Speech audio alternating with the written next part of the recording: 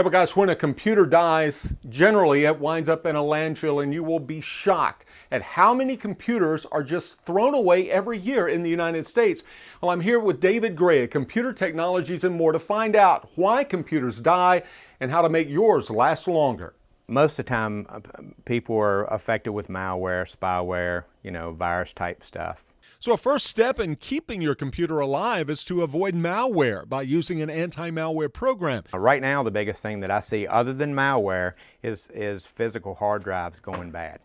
Older hard drives like these spin over 5,000 times a minute, so eventually that will cause a problem.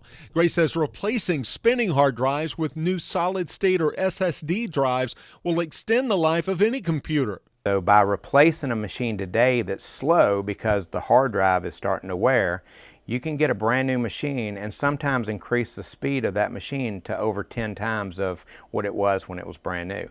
So instead of throwing these things in the garbage or the dump where they shouldn't be, you can extend the life on this. According to the EPA, Americans trash around 255,000 tons of computers every year that winds up in landfills. There's a lot of lead that's in this. There's a lot of chromium. You've got a lot of stuff that really should not pop up, in the landfill.